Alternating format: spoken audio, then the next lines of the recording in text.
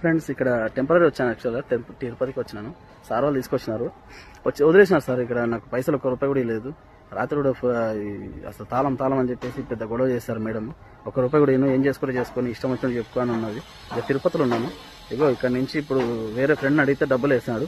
ఇగో hotel, ఇక్కడ hotel, అందులో హోటల్లో ఉన్నారు మేడం వాళ్ళు. ఇక్కడ కార్ పార్కింగ్ అన్నమాట. ఇగో ఇక్కడ వదిలేసింది మేడం. పాయసలు ₹1 కూడా లేదు. ఏం చేసుకోపో, ఓన్లీ ఇప్పుడు చెప్పుకోపో అంటుంది. ఆమె టీటీడీ పెద్ద మనిషి అంట. ఇక ఆమె ₹1 కూడా ఇవ్వలేదు సార్. ఏం చేస్తాం సార్, డ్రైవర్లు అంటే ఇట్లా చూడండి సార్. అది పరిస్థితి.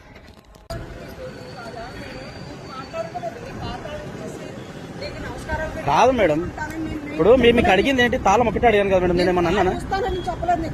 కార్ తాళం ఇవ్వకపోతే డ్రైవర్ ఎక్కడ ఉంటాడు మేడం? కార్లో ఎక్కడ ఉంటాం? బయట ఎక్కడ నిలబడతాం? రోడ్ల మీద నిలబడతామా? ఇది రోడ్డు కాదా మేడం? పార్కింగ్ లేదు, అంత రోడ్డు కాదా మేడం?